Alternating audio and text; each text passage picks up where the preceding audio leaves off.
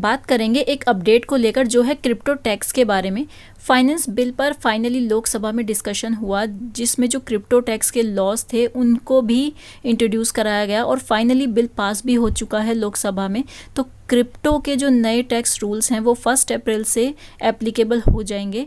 तो क्या इस बिल में कोई पॉजिटिव चेंजेस हुए हैं? अनफॉर्चुनेटली नहीं। तो आइए देखते हैं क्रिप्टो के नए टैक्स रूल्स क्या होने वाले हैं। अगर पहले रूल की बात करें तो 30% flat tax on every profit, चाहे वो NFT हो या क्रिप्टो हो, 30% आपको फ्लैट टैक्स देना ही होगा।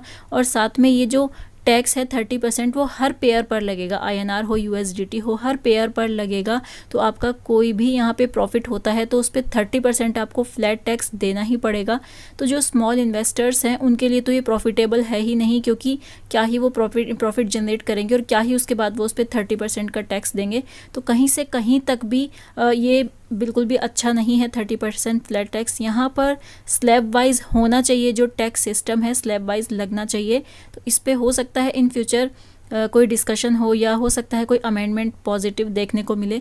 बाकी फ़िलहाल जब तक कोई अमेंडमेंट नहीं आता है तो तब तक तो 30% फ्लैट टैक्स हमें देना ही होगा। सेकंड अगर अपडेट की बात करें तो वो है 1% TDS ऑन एवरी ट्रेड।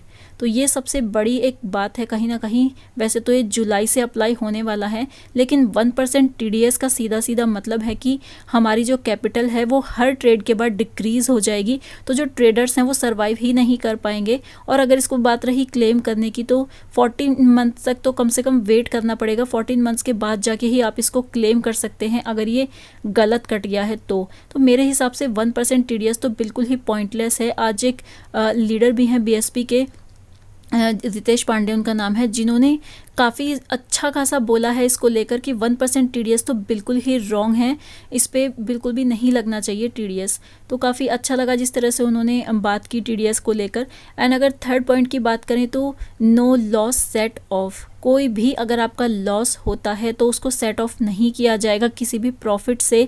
कोई भी आपका लॉस होता है, इवन अगर सेम पेयर में भी आपका लॉस होता है तो उसको भी सेट ऑफ नहीं किया जाएगा। अगर बिटकॉइन की एक ट्रेड में आपको प्रॉफिट होता है एंड दूसरी ट्रेड में लॉस होता है तो उसको सेट ऑफ नहीं किया जाएगा। प्रॉफिट पे आपको 30% टैक्स देना ही पड़ेगा हर कंडीशन में।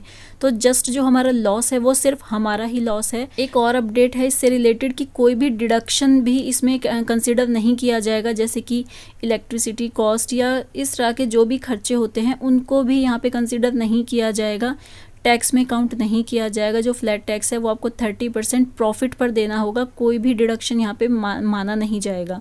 तो एक तरीके से यही कहा जाएगा कि ये जो क्रिप्टो टैक्स रूल्स हैं बहुत हार्श हैं। किसी भी कंडीशन में ये क्रिप्टो टैक्स रूल एक्सेप्टेड नहीं होने चाहिए, लेकिन अब लॉ है तो मानना ही पड़ेगा। जब तक कोई अमेंडमेंट नहीं आता है तब तक तो यही रूल्स रहने वाले हैं।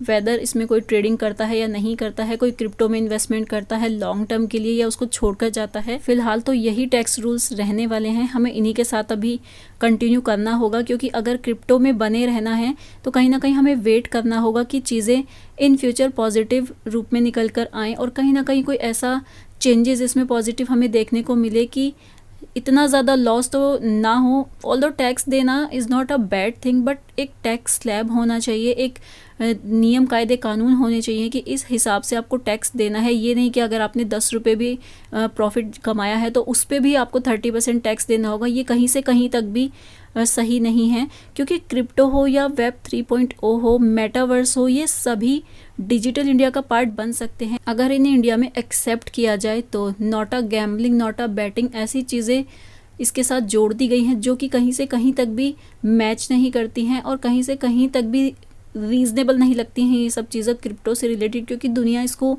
एज अ टेक्नोलॉजी देख रही है एंड इंडिया में इसको एज अ गैम्बलिंग देखा जा रहा है। तो बहुत ही नेगेटिव इम्पैक्ट जाता है कहीं ना कहीं क्रिप्टो कम्युनिटी के ऊपर इस चीज़ का। तो फिलहाल जो भी अपडेट थी टैक्स से रिलेटेड वो यही थी। नए जो लॉज बन चुके हैं वो 1 अप्रैल से अप्लाई हो जाएंगे। तो तब जो भी है आपको डिसीज़न अगर लेना है उससे पहले आप ले सकते हैं, लेकिन अगर आप लॉन्ग टर्म में इन्वेस्टमेंट करना चाहते हैं तो 1% TDS का बहुत ज़्यादा इम्पैक्ट नहीं आने वाला है आपके पोर्टफोलियो पर। हाँ, 30% टैक्स तो आपको देना ही पड़ेगा प्रॉफिट पर अगर कभी भी आप विड्रॉ करते हैं, जब तक कोई अमेंडमेंट नहीं आ जाता है। तो ये थे कुछ updates related to crypto new tax rules. आपको क्या लगता है इन पॉइंट्स को लेकर कि इसमें क्या अमेंडमेंट होना चाहिए या क्या ये सही है? जो भी आपकी राय हो कमेंट बॉक्स में बता सकते हैं। फिलहाल वीडियो में इतना ही था। वीडियो काम का लगा हो तो लाइक कर देना। मिलती हूँ नेक्स्ट वीडियो में, तब तक के लिए टेक केयर, बाय।